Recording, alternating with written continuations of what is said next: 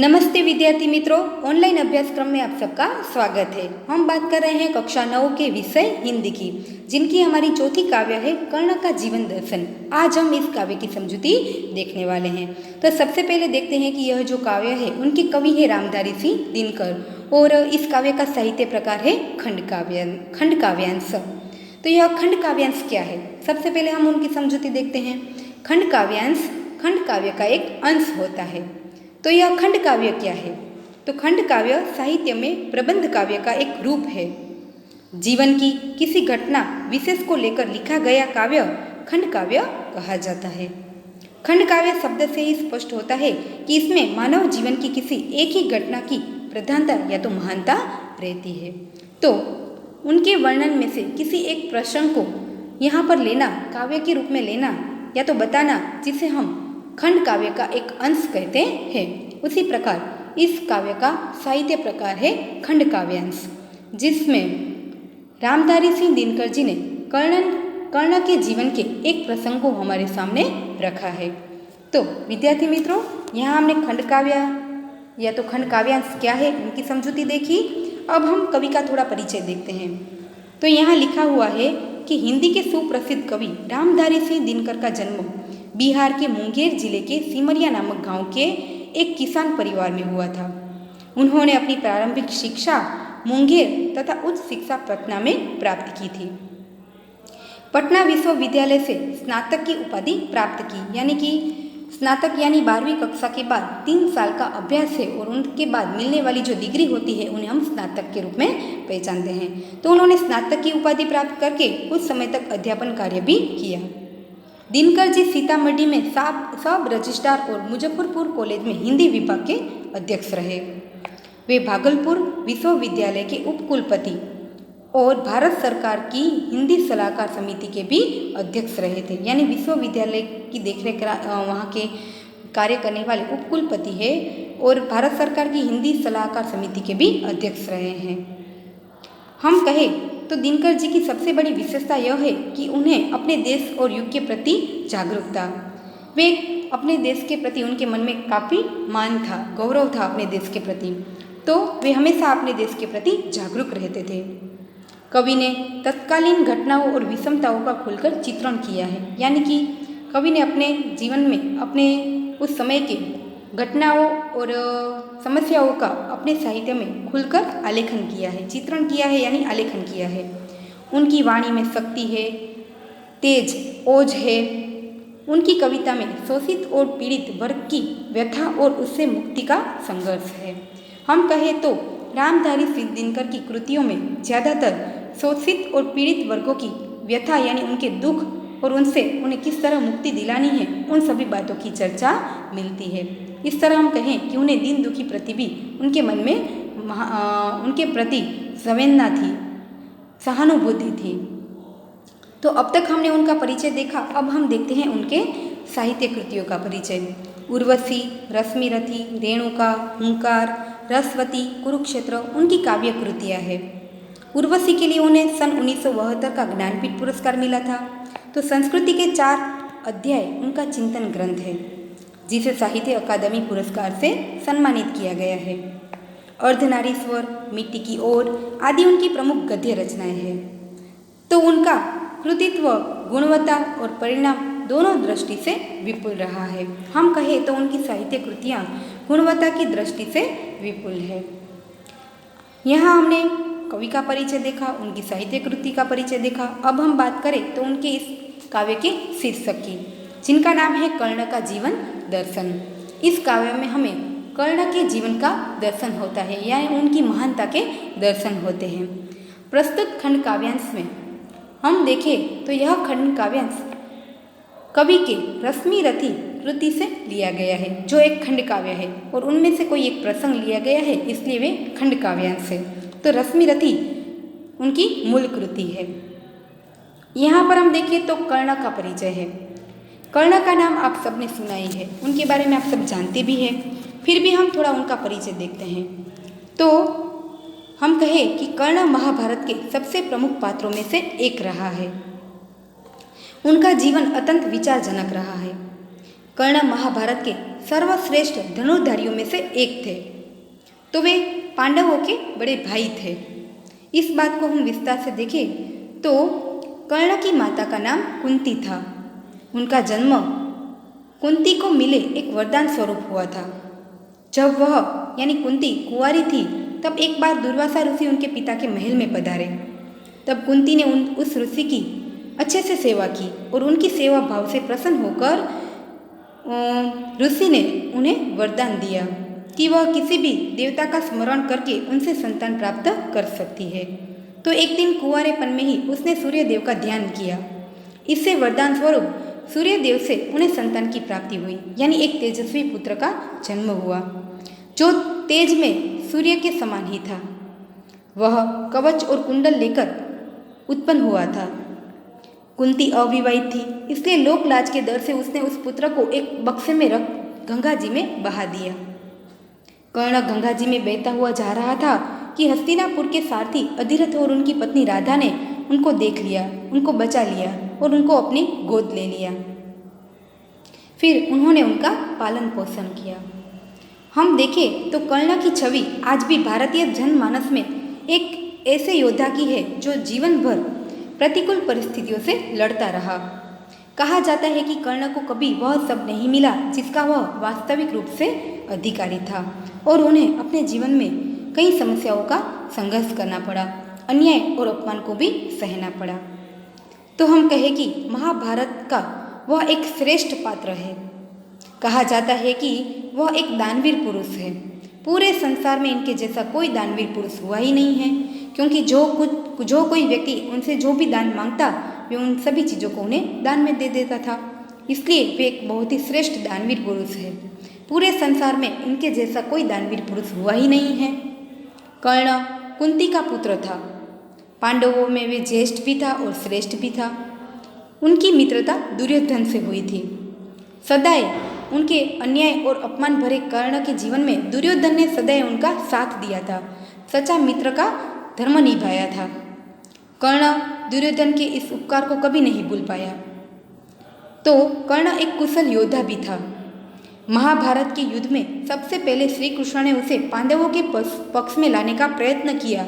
उन्हें राज्य देने का प्रलोभन यानी लालच भी दिया, परंतु कर्ण ने इन सभी चीज़ों का त्याग किया और दुर्योधन का साथ दिया। और अंत में उसने अपने सच्चे मित्र धर्म को निभाया। हम कहें तो विद्यार्थी मित्रों, यहाँ पर कर्ण की महानता साबित होती है। अपने पूरे जीवन में जहाँ उन्हें अपमान अन्याय का संघर्ष करना पड़ा, उस वक्त दुर्योधन ने सदैव उनका साथ दिया था, तो वे उनका उपकार नहीं भूला। और जब महाभारत के युद्ध में दुर्योधन पर विपत्ति है तब वे उनका साथ देता है और अपने सच्चे मित्र धर्म को निभाता है। तो रश्मिरथी खंड काव्यांश में, या तो हम कहें रश्मिरथी खंड काव्यों में कर्ण के करुण परंतु भव्य जीवन की मीमांसा की गई है। उनमें से लिए गए इस खंड काव्यांश में उनकी महानता के हमें दर्शन होते हैं। इस तरह यहाँ हमने कर्ण का परिचय देखा। अब बात करें तो प्रस्तुत खंड काव्यांश में, खंड काव्यांश यानी रश्मिरथी जो खंड काव्य है उनमें से एक प्रसंग यहाँ पर लिया गया है जिनमें हमें कर्ण की महानता के दर्शन होते हैं। सारे अन्यायों और अन्यायों को सहकर कर्ण जन्मजात महानता पर पुरुषार्थ जन्य महानता की विजय चाहता है। अंत में जब पांडव श्रेष्ठ में रूप में सब कुछ प्राप्त करने का प्रलोभन भी सामने आता है तब वह अविचलित रहता है और जिसने आज तक साथ दिया उस मित्र को किसी भी मोड़ पर छोड़ना नहीं चाहता है, अपने मित्र धर्म को निभाता है। कृष्ण कर्ण को पांडवों के पक्ष में लाने के लिए उससे मिलते हैं। उस कथा प्रसंग को प्रस्तुत काव्यांश में लिया गया है। यानी कि जब अंत में महाभारत के युद्ध में जब कृष्ण उन्हें पांडव पक्ष में ले जाने के लिए बुलाने आते हैं और प्रलोभन देते हैं, लालच देते हैं, तब कर्ण उन सभी चीज़ों को ठुकरा देता है, उनका त्याग करता है और दुर्योधन का साथ देकर अपने मित्र धर्म को निभाता है। तो विद्यार्थी मित्रों, कर्ण का परिचय लेने के बाद अब हम क्या करेंगे, इस काव्य की समझूती को देखेंगे। काव्य की शुरुआत तब से की गई है कि जब कृष्ण कर्ण को प्रलोभन देते हैं, उन्हें पांडव पक्ष में रहकर युद्ध लड़ने के लिए मनाने आते हैं, तब उनके दिए गए प्रलोभनों को ठुकरा कर उनका त्याग करके कर्ण उन्हें जो कहता है उनसे उनकी शुरुआत हुई है। सबसे पहले लिखा है कि वैभव विलास की चाह नहीं, अपनी कोई परवाह नहीं, बस यही चाहता हूँ केवल, दान की देव सरिता निर्मल, करतल से झरती रहे सदा, निधन को भरती रहे सदा। यहाँ सबसे पहले हम कठिन शब्दों को देख लेंगे। आप यदि चाहे तो उन कठिन शब्दों को अपनी पाठ्य पुस्तक में पेंसिल से उनका अर्थ लिख देंगे। पहला है वैभव विलास, यानी धन दौलत, चाह यानी इच्छा, विलास यानी सुखोपभोग, परवाह यानी चिंता, केवल यानी फक्त और मात्र, सरिता यानी नदी, निर्मल यानी पवित्र, करतल यानी हथेली, झरती रहे यानी बहती रहे, सदा यानी हमेशा, निर्धन यानी गरीबों को भरती रहे यानी उनकी प्यास बुझाती रहे, मदद मिलती रहे। कृष्ण कर्ण को प्रलोभन देते हैं धन संपत्ति की, सुखोपभोग की, परंतु उनका त्याग करते हुए कर्ण कृष्ण से कहते हैं कि धन दौलत और सांसारिक सुख भोगने की मेरी कोई इच्छा नहीं है। यानी कर्ण कहते हैं कि वह अपने जीवन की परवाह नहीं करता, उसकी बस यही इच्छा है कि उसके हाथों से सदा दान की पवित्र नदी बहती रहे और निर्धनों को वे हमेशा सुखी बनाती रहे। मैं किसी भी धन या तो सुखोपभोग की इच्छा नहीं रखता हूँ, मैं अपनी भी खुद की परवाह नहीं करता हूँ, मैं तो सिर्फ यही चाहता हूँ, यानी केवल यही चाहता हूँ कि मेरे हाथों से, यानी जिस तरह नदी हमेशा बहती रहती है और प्यासे की बुझाती है, उसी तरह मेरे हाथों से दान की नदी बहती रहे और लोगों को, यानी गरीब लोगों को हमेशा दान मिलता रहे, मेरी ओर से उनको मदद मिलती रहे। मेरी सिर्फ यही इच्छा है, मुझे किसी भी सुखोपभोग की या तो धन संपत्ति की इच्छा नहीं है। मेरे जैसे व्यक्ति कभी भी ऐसी चीज़ों की चाह नहीं रखते, इच्छा नहीं रखते। तो आगे हम कहते हैं कि कर्ण कृष्ण से कहते हैं कि तुझ है राज्य, क्या है केशव, पाता क्या नर कर प्राप्त विभव, चिंता प्रभु अत्यल्प हास, कुछ चाकचिक्य कुछ क्षण विलास, पर वह भी यहीं गंवाना है, कुछ साथ लेके नहीं जाना है। कठिन शब्दों को हम देखें तो तुच्छ यानी निकृष्ट, केशव, यहाँ कृष्ण के लिए केशव शब्द का प्रयोग किया गया है, नर यानी मनुष्य, विभव यानी धन संपत्ति, चिंता यानी दुख, टेंशन, प्रभुत यानी अधिक, अत्यल्प यानी थोड़ा, हास यानी हंसी खुशी, चाक चिकिया यानी चमक दमक, कुछ क्षण यानी थोड़े पल के लिए, विलास यानी सुखोपभोग, गंवाना यानी छोड़ना, त्यागना, खोना, कुछ साथ ले नहीं जाना है। यहाँ हम अब उनका सार देखें तो कर्ण कृष्ण से कहते हैं कि हे केशव, जिस राज्य का आप मुझे प्रलोभन यानी लालच दे रहे हैं वह तो बहुत ही तुच्छ वस्तु है। इन सभी चीज़ों को प्राप्त कर मनुष्य को क्या प्राप्त होता है, यानी इस विभव धन संपत्ति को प्राप्त कर मनुष्य को क्या प्राप्त होता है। वैभव पाकर उसे ढेर सारी चिंताएं, प्रभुत यानी ढेर सारी अधिक चिंताएं प्राप्त होती है। थोड़े समय के लिए हंसी मजाक, कुछ चाकचिकी यानी चमक दमक मिलती है और कुछ क्षण के लिए ही सुख मिलता है, और यह भी सब कुछ मुझे यहीं पर छोड़कर जाना है, कुछ साथ ले नहीं जाना है। तो मैं इन सभी चीज़ों को प्राप्त कर क्या करूँगा। यहाँ पर हम देखें तो कर्ण त्यागी और दानी पुरुष है, वैभव विलास में उसकी रुचि नहीं है। राज्य मिलने पर सिर पर उनके अनेक चिंताएं सवार हो जाती है, बस थोड़े समय के लिए हंसी खुशी, चमक दमक और भोग विलास की सामग्री प्राप्त होती है। कर्ण इन क्षण भंगुर वस्तुओं को तुच्छ समझता है, इसलिए वे उस राज्य को भी त्याग देता है, उन्हें तुच्छ कहकर छोड़ देता है और वे कहता है कि मुझे ऐसे राज्य की कोई इच्छा नहीं है। थोड़े समय के लिए हंसी खुशी मिलती है, ढेर सारी चिंताएं प्राप्त होती है। ऐसी चीज़ों को प्राप्त कर मनुष्य को क्या प्राप्त होता है, ढेर सारी चिंताएं मिलती है। तो और ये सभी चीज़ें भी मुझे यहीं छोड़नी है, कुछ साथ तो लेके जानी नहीं है, इसलिए आपका यह त्याग जो राज्य है वह तो बिल्कुल तुच्छ है। आगे वे अपने जैसे लोगों का परिचय कराते हुए दानी पुरुषों का स्वभाव बताता है और कहता है कि मुझसे जो मनुष्य होते हैं कंचन का भार न धोते हैं, पाते हैं धन बिखराने को, लाते हैं रतन लुटाने को, जग से न कभी कुछ लेते हैं, दान ही हृदय का देते हैं।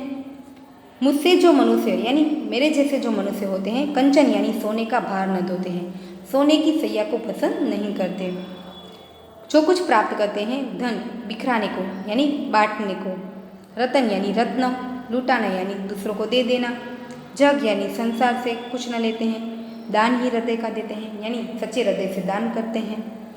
हम देखें तो कृष्ण कहता है कि कर्ण कृष्ण से कहता है कि हे कृष्ण, उसके जैसे मनुष्य सोने का भार नहीं ढोते हैं, सुख वैभव का जीवन नहीं बिताते हैं, वे लोगों में बांटने के लिए ही धन प्राप्ति करते हैं, उनकी बहुमूल्य वस्तुएं लोगों में बांट देने के लिए ही होती है, वे संसार से कभी कुछ नहीं लेते हैं, अपने हृदय से सच्चे हृदय से लोगों को दान ही देते हैं, दुखियों पर दया ही करते हैं।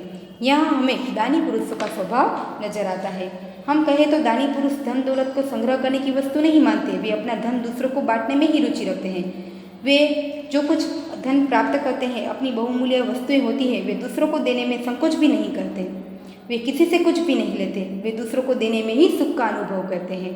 इस प्रकार दानी पुरुषों का स्वभाव दयालु और उदार होता है। और कर्ण कृष्ण को अपने जैसे दानी पुरुषों का स्वभाव यहाँ पर बताता है और सभी चीज़ों को लेने से मना कर देता है। वे कहता है कि मेरे जैसे लोग जो कुछ भी अपना धन संपत्ति प्राप्त करते हैं, वे भी अपने लिए नहीं रखते, वे भी दूसरों के उपकार में उनका प्रयोग कर देते हैं, संसार से वे कुछ भी नहीं लेते हैं। तो आगे वे कहते हैं कि प्रसादों के कनकाब शिखर, प्रसाद यानी महल, कनकाब यानी सोने की आभा वाले, शिखर यानी उनकी चोटियाँ, कबूतरों के ही घर यानी यहाँ पर हम देखें तो कमजोर या तो कायर व्यक्तियों के घर की बात की है। महलों में गरुड़ न होता है, कंचन यानी सोने पर कभी न सोता है, सोने से बनी हुई सैया पर कभी न सोता है, बसता हुआ कहीं पहाड़ों में, वह अपना निवास कहाँ बनाता है? पहाड़ों में बनाता है। शैल यानी पर्वतों की दरार यानी फटी दीवारों में ही अपना निवास स्थान बनाता है। यहाँ पर कर्ण अपने आप को गरुड़ पक्षी के समान बताता है और वे कहता है कि गरुड़ पक्षी जैसे जो लोग होते हैं वे वीर और साहसी होते हैं, वे कहीं पर भी अपना बसेरा बना लेते हैं, वे कभी महलों में रहने की या तो सोने की सैया की चाह नहीं रखते, वे इच्छा तो सिर्फ कबूतर जैसे कमज़ोर लोग ही रखते हैं। वे कहते हैं कि सोने जैसी चमक दमक वाले राजमहल की चोटियाँ तो कबूतरों की ही घर बनती है, गरुड़ पक्षी कभी महल में नहीं रहता, वह स्वर्णिम बिछोने पर नहीं रहता, उसका निवास तो पहाड़ों में ही होता है, पहाड़ों की फटी दरार में ही वे अपना घर बना लेता है और किसी भी प्रकार की लालच नहीं रखता। गरुड़ कबूतरों की तरह महलों के सुनहले शिखरों में रहना पसंद नहीं करता, वह पहाड़ों या चट्टानों की दरारों में ही रहता है और नागपाश से छुड़ाने की उनकी शक्ति होती है। कर्ण का स्वभाव भी गरुड़ के समान है, राजपाट और वैभव विलास को वह पसंद नहीं करता है, वह मित्र दुर्योधन को युद्ध के नागपाश से छुड़ाना चाहता है। इस प्रकार गरुड़ जैसा स्वभाव होने के कारण कर्ण अपने आप को गरुड़ के समान बताता है और कहता है कि मुझसे जो मनुष्य होते हैं वे कभी सोने की सैया पर सोने की चाह नहीं रखते, वे फटी दरारों पर्वत की फटी दरारों में ही अपना निवास स्थान बना लेते हैं। आगे वे कहते हैं कि होकर समृद्धि सुख के अधीन मानव होता नित्य तपक क्षीण, सता किरीट मणिमय आसन करते मनुष्य का तेज हरण, नर विभव हेतु ललचाता है पर वही मनुष्य को खाता है।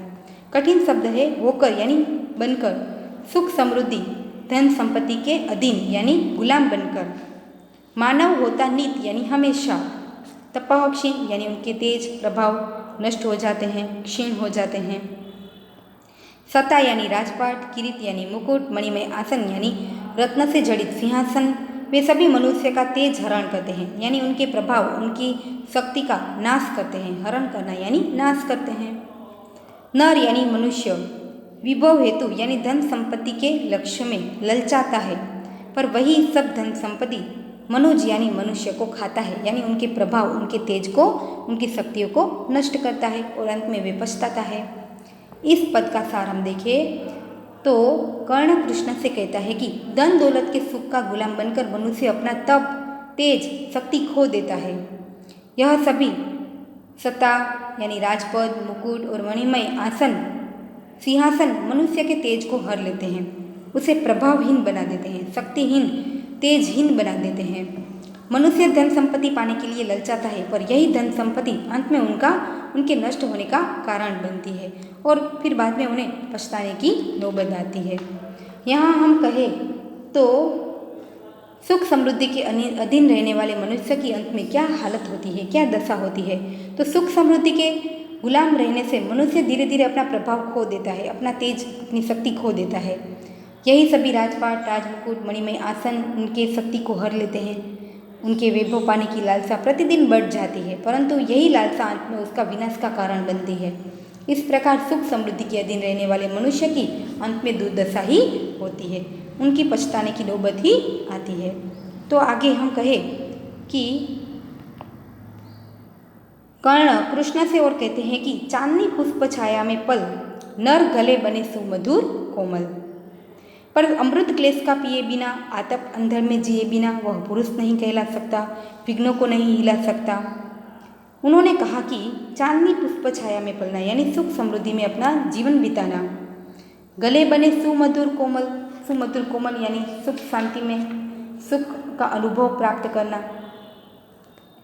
आगे वे कहते हैं कि क्लेश यानी हम कहें तो समस्याएं, वेदनाएं, कष्ट, पीड़ा, पिए बिना, आतप यानी धूप, अंधड़ यानी तूफान, जिए बिना वह पुरुष नहीं कहला सकता, विघ्नों यानी समस्याओं को नहीं हिला सकता, यानी समस्याओं को दूर नहीं कर सकता। अब हम इनका अर्थ देखें तो कहा जाता है कि चांदनी और पुष्पों की छाया यानी अत्यंत सुख सुविधा में पलकर मनुष्य सुख, सुंदर और कोमल बन सकता है, परंतु कष्टों का अमृत पिए बिना, धूप, आंधी जैसी समस्याओं में जिए बिना, उन समस्याओं का सामना किए बिना वह पुरुष नहीं कहला सकता है, और ना ही वह कभी अपने जीवन में आने वाले विघ्नों को दूर कर सकता है। इसलिए कहा जाता है कि चांदनी रात का आनंद लेने वाले और फूलों की छाया में पलने वाले व्यक्ति सांसारिक दृष्टि से भाग्यवान तो कहे जाते हैं, वे भाग्यवान होते हैं, सांसारिक दृष्टि के वे सुखी होते हैं, भाग्यवान कहे जाते हैं, परंतु ऐस आराम का जीवन उसे सुंदर कोमल बना देता है। परंतु ऐसे व्यक्ति में साहस और पौरुष नहीं रहता है, हिम्मत नहीं रहती है। पौरुष पाने के लिए कष्टों का अमृत पीना पड़ता है, समस्याओं का सामना करना पड़ता है, अनेक बाबतों को सहन करना पड़ता है, और संघर्षों में जीकर ही विघ्नों पर विजय पाने वाला व्यक्ति ही पुरुष कहलाता है। यानी समस्याओं को लड़कर उनमें विजय प्राप्त करना, जीत हासिल करना ही लोग पुरुष कहलाते हैं। तो आगे हम देखते हैं कि वे कहते हैं कि उड़ते जो झंझावातों में, पीते जो वारी प्रपातों में, सारा आकाश अयन जिनका, विस्तर भुजंग भोजन जिनका, वे ही फणिबंध छुड़ाते हैं, धरती का हृदय छुड़ाते हैं। यानी कि झंझावात हम उनका अर्थ देखें तो तेज हवा या तो तूफान। आगे वे कहते हैं वारी यानी पानी, जल, प्रपात यानी झरने, पहाड़ों के बीच से छोटे छोटे जो झरने बहते हैं वे, आकाश यानी गगन, अयन यानी घर, विस्तर यानी बीज से भरे हुए, भुजंग यानी सांप, भोजन यानी अपना खुराक बनाना, वे ही फणिबंध यानी नागपात से छुड़ाना, समस्याओं से छुड़ाना, धरती का हृदय जुड़ाना यानी धरती की काया को शीतल करना। इनका अर्थ हम देखें तो कर्ण कृष्ण से कहते हैं कि जो आंधी तूफानों में हमेशा उड़ते रहते हैं, समस्याओं का सामना करते रहते हैं, झरनों का पानी पीते हैं, और जिनका आकाश जिनका घर है, विष से युक्त सांप जिनका भोजन है, ऐसे गरुड़ ही सांप के बंधन से या तो सांप की समस्याओं से छुटकारा दिलाते हैं और धरती की हृदय को शीतलता देते हैं। यहाँ पर हम कहें तो कर्ण कृष्ण से कहते हैं कि जो व्यक्ति चाहे किसी भी समस्याओं में हमेशा उनका सामना करते रहते हैं, जहाँ निवास मिले वहाँ अपना बसेरा बना लेते हैं, जो कुछ मिलते हैं खाते पी लेते हैं, आकाश ही जिनका घर है यानी गति ही जिनकी मंजिल है, विस्तर यानी विष से युक्त भोजन जिनका भोजन है, वे ही हमें उस सांप की समस्या से छुड़ाते हैं। तो उसी प्रकार जो व्यक्ति किसी भी समस्या का सामना कर सकता है, जहाँ जो कुछ मिले वहाँ अपना बसेरा बना लेता है, समस्याओं के सामने लड़कर उन गति को ही अपना घर बना लेता है, या तो जो समस्या है उनको ही अपना भोजन बना लेता है, उनका सामना कर लेता है, वे ही व्यक्ति समस्याओं से छुटकारा दिला सकता है, वे ही समस्याओं को दूर कर सकता है और अपने जीवन को सफल बना सकता है। यहाँ पर कर्ण ने कृष्ण से कहा कि जो व्यक्ति समस्याओं का सामना कर सकता है वे ही धरती पर अपना जीवन सफल बना सकता है। अंत में वे कहते हैं कि मैं गरुड़ कृष्णा, मैं पक्षीराज, सिर पर न चाहिए मुझको ताज। दुर्योधन पर आज विपद है घोर, पर सकता न किसी विष उसे छोड़। रणखेत पातना है मुझको, यही पास काटना है मुझको। कठिन शब्दों को देखें तो कर्ण अपने आप को गरुड़ पक्षी के समान बताता है। पक्षीराज यानी पक्षियों का राजा गरुड़ माना गया है। उन्हें सिर पर यानी अपने मस्तक पर कोई भी मणि मुकुट नहीं चाहिए। विपद यानी समस्याएं घोर और भयंकर, घोर समस्याएं भयंकर समस्याएं। विष उसे छोड़ सकता, कोई भी समस्या उसे छोड़ नहीं सकती।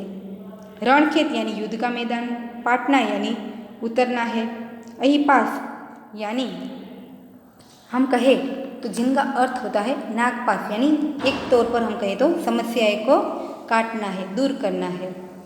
यहाँ कर्ण अपने आप को गरुड़ पक्षी के समान बताते हैं और वे कहते हैं कि हे कृष्ण, मैं तो ऐसा ही गरुड़ पक्षी हूँ, मुझे अपने सिर पर मुकुट नहीं चाहिए। इस समय मेरे मित्र दुर्योधन पर भयंकर विपत्ति है, वे विपत्ति में यानी समस्याओं में फंसा हुआ है, मैं किसी भी तरह उसे छोड़ नहीं सकता। मुझे तो युद्ध के मैदान में उनकी ओर से उतरना है और दुर्योधन के नागपास को काटना है, यानी उनके ऊपर आई हुई समस्याओं से उन्हें छुटकारा दिलाना है, उनको विजय दिलाना है। इस तरह मुझे अपने मित्र धर्म को निभाना है। कर्ण कृष्ण से अंत में कह देते हैं कि आज मेरे मित्र दुर्योधन पर विपत्ति है, मेरे हर सुख दुख में, मेरे हर अन्याय अपमान में उन्होंने मेरा साथ सहकार दिया है। आज उनके जीवन में भयंकर विपत्ति है, कोई भी समस्या उन्हें आज छोड़ने वाली नहीं है। तो मुझे उनकी ओर से युद्ध के मैदान में उतरना है और उनकी तरफ से युद्ध लड़के मुझे उनको विजेता दिलानी है, उनकी रक्षा करनी है और मुझे अपने मित्र धर्म को निभाना है, उनके उपकार का बदला चुकाना है। इस तरह यहाँ हम देखें तो कर्ण अंत में कृष्ण के द्वारा दिए गए सभी प्रलोभनों को ठुकरा देता है और उन्हें उन सभी चीज़ों को वे कुछ समय का ही सुख मानता है और उन सभी चीज़ों को तुच्छ समझता है। राजपाट को भी वे त्याग देता है और अपने अंत में अपने मित्र पर आई हुई विपत्ति को दूर करने में उनकी सहायता करता है और अपने मित्र धर्म को निभाता है। इस तरह यहाँ हमें कर्ण की महानता के दर्शन होते हैं। विद्यार्थी मित्रों, पूरी काव्य की हमने समझौती यहाँ पर देखी है, जिनके द्वारा हमने देखा कि कर्ण सच्चे अर्थ में दानी पुरुष है और उनके पास जो कुछ भी होता है वे दूसरों को लुटाने में ही मानता है और अपने सच्चे मित्र धर्म को भी निभाता है। विद्यार्थी मित्रों, हम कहें तो इस काव्य से हमें क्या सीख मिलती है? तो मनुष्य अपने कर्मों के द्वारा ही महान बनता है। कर्ण भी अपने जीवन में अपने कर्मों के द्वारा ही महान बना है। उसी प्रकार प्रत्येक मनुष्य अपने कर्मों के द्वारा ही महान बनता है। और एक बात यह भी सीखनी चाहिए कि हमारे जीवन में एक मित्र ऐसा भी होना चाहिए जो सदैव हमारे सुख दुख में भी हमारा साथी रहे, वे हमारा मददगार रहे और हमारी समस्याओं को दूर करने में हमें मदद करता रहे। तो इस तरह हमने पूरी काव्य का सार देखा है, उनमें से जो हमें सीख प्राप्त होती है उनको भी हमने देखा है। आप यदि चाहें तो पूरी काव्य 1-2 बार पढ़ लेंगे। यहाँ जितने शब्दार्थ दिए गए हैं उनको 2-3 बार पढ़कर मौखिक रूप में तैयार कर लेंगे। अब हम बात करते हैं उनके स्वाध्याय के प्रश्नों की।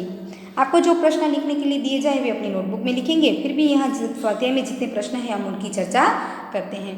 पहला प्रश्न है कि जो शब्द दिए गए हैं उनको ऊंचे स्वर में पढ़िए और उनका वाक्य में प्रयोग कीजिए। तो अत्यल, चाकचिक्य, कनका, तपोक्षी, क्लेश, झंझावात, फणिबंध, इन सभी के अर्थ हमने काव्य की समझौती में ही देखे हैं। हम देखें तो इनके अर्थ क्या होते हैं? अत्यल यानी थोड़ा कुछ, चाकचिक्य यानी चमक दमक, कनकाब यानी सोने की आभा वाले शिखर, तपोक्षीण यानी तेज का नष्ट होना, क्लेश यानी पीड़ा, कष्ट, झंझावात यानी तूफान, फणिबंध यानी नागपास, समस्याओं का संकट। तो अब हम क्या करेंगे? इनका वाक्य में प्रयोग करेंगे, इन शब्दों का वाक्य में प्रयोग करेंगे। एक उदाहरण के हम तौर पर देखें तो लिखा है कि चाकचिक्य, देहाती मित्र मुंबई की चाकचिक्य पर मुग्ध हो गया। दूसरा है कनकाब, तो हम एक और उदाहरण देखते हैं, राजमहल के कनकाब शिखर पर हमारा ध्यान आकृष्ट हो रहा है। फिर हम कहें क्लेश, तो पुत्र के अनुचित व्यवहार से पिता को बहुत ही क्लेश हुआ। तो इस तरह हम क्या करेंगे, इन शब्दों के माध्यम से वाक्य का प्रयोग करेंगे। हमने यहाँ 3 शब्दों का वाक्य प्रयोग किया। अब बाकी शब्दों का वाक्य प्रयोग आप क्या करेंगे, पेंसिल से यहाँ पर बनाकर लिख देंगे। आगे है संक्षेप में उत्तर दीजिए दूसरा प्रश्न, यानी कि 2 मार्क्स के हमारे प्रश्न हो सकते हैं। पहला है कि विभव यानी वैभव से हमें क्या प्राप्त होता है। तो हम उनका उत्तर लिख सकते हैं कि वैभव या तो विभव से मनुष्य को ढेर सारी चिंताएं और थोड़ी सी हंसी खुशी प्राप्त होती है। इसके अतिरिक्त उसे चमक दमक दिखाने का अवसर और क्षणिक भोग विलास प्राप्त होता है। दूसरा है धन संपत्ति किस लिए है। तो हम कहते हैं कि धन संपत्ति परोपकार के लिए है, दूसरों की मदद के लिए है। सुख समृद्धि के अधीन मानव का क्या होता है। सुख समृद्धि के अधीन मानव का तेज प्रभाव दिन प्रतिदिन क्षीण होता जाता है, उनकी शक्ति अंत में नष्ट हो जाती है। फिर है फणिबंध कौन छुड़ाता है। तो फणिबंध से गरुड़ जैसे साहसी और वीर पुरुष ही छुड़ाते हैं। जो हिम्मतवान है, जो वीर पुरुष है, वे ही हमें फणिबंध जैसी समस्याओं से छुड़ाते हैं। तो आगे हम देखें तो यहाँ पर पंक्तियों के सार दिए गए हैं। भावार्थ लिखना है। परीक्षा में आपको कभी कभी 2 मार्क्स के प्रश्न में कुछ ऐसी पंक्तियाँ दी जाएगी जिनका सार आपको लिखना है। तो हम देखें तो लिखा है कि वैभव विलास की चाह नहीं, अपनी कोई परवाह नहीं, बस यही चाहता हूँ केवल दान की सरिता निर्मल करतल से बहती रहे सदा, निधन को भरती रहे सदा। काव्य में हमने इस काव्य पंक्ति का सार देखा है। फिर भी हम चाहे तो यहाँ देख सकते हैं कि उनका उत्तर हम किस तरह लिखेंगे। यानी कि कर्ण श्री कृष्ण से कहता है कि हे केशव, आप मुझे राज्य देने का प्रलोभन दे रहे हैं, परंतु मैं एक वैभव विलास का जीवन पसंद नहीं करता। मुझे अपनी कोई चिंता नहीं है, मुझे दान देने में रुचि है, इसलिए मैं केवल यही चाहता हूँ कि मैं गरीबों को हमेशा दान देता रहूँ और उनके दुखों को दूर करता रहूँ। इस तरह आप उनका भावार्थ लिखेंगे।